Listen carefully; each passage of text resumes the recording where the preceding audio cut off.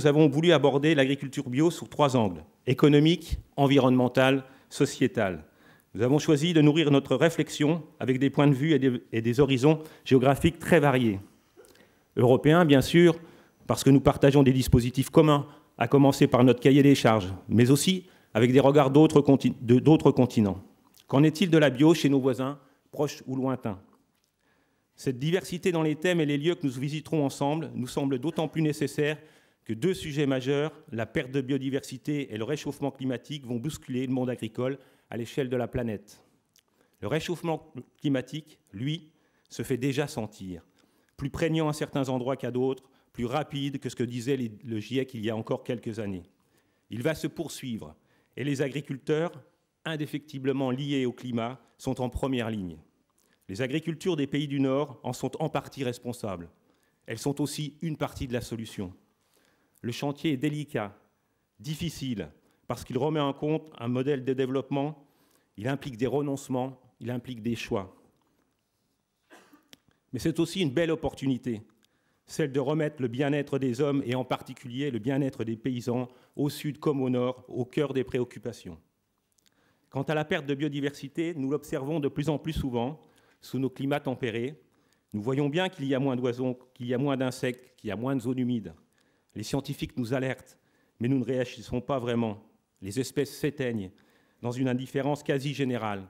Contrairement au réchauffement climatique directement perceptible, la biodiversité nous est moins familière, nous semble plus abstraite, mais toute la vie repose sur elle. C'est la raison pour laquelle nous avons choisi d'y consacrer la première partie de cette matinée avec la présentation par Julie Bélanger, coordinatrice du rapport de la FAO, publié en février dernier et intitulé « L'état de la biodiversité pour l'alimentation et l'agriculture dans le monde ». Face à ces constats, nous avons voulu regarder ce que l'agriculture biologique pouvait apporter comme élément de réponse. Qu'en est-il réellement de ses vertus et dans quel domaine? Peut-elle se démocratiser partout et dans quelles conditions? Est-elle équitable? De quelle façon peut-elle progresser et répondre aux nouveaux enjeux? Nous allons voyager avec nos 14 intervenants du Costa Rica au Sénégal. Nous regrettons l'absence d'Ibrahim Assec, qui n'a pu obtenir son visa à temps. Nous passerons par la Pologne, la Suisse, l'Italie, la Belgique et le Royaume-Uni. Nous allons croiser les thématiques, nous enrichir de leur expérience. L'éclairage de chacun d'eux suscitera chez vous tous, je l'espère, de nombreux questionnements. Cette journée, nous la voulons participative, interactive. Nous laisserons une large place au débat, à vos expressions. Nos travaux n'ont pas vocation à se terminer ce soir. Nous regarderons comment poursuivre et comment traduire les promesses de l'agriculture biologique dans l'action, l'innovation, la connaissance. La multiplicité des acteurs est une richesse et l'Agence Bio se doit d'être un lieu de dialogue et d'échange. Pour conclure cette journée, nous aurons l'honneur de recevoir le ministre de l'Agriculture, Didier Guillaume. Nous connaissons son attachement à l'agriculture bio et à l'Agence Bio. Il l'a rappelé le 27 novembre dernier lors de nos assises dans cette même salle. Il a également signé un contrat d'objectifs ambitieux avec Gérard Michaud, mon prédécesseur. Nous aborderons cet après-midi la question des PSE, prestations pour services environnementaux. Peut-être aura-t-il des annonces à nous faire à ce sujet.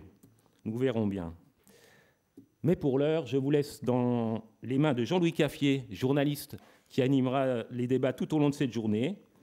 Je voudrais également adresser des remerciements à toute l'équipe qui a préparé cette journée, en particulier à Anne, Sarah, Nathalie, au directeur de l'agence, Florent Gull, et à Gérard Michaud, mon prédécesseur. Je vous remercie de votre attention et je vous souhaite une excellente et une belle journée.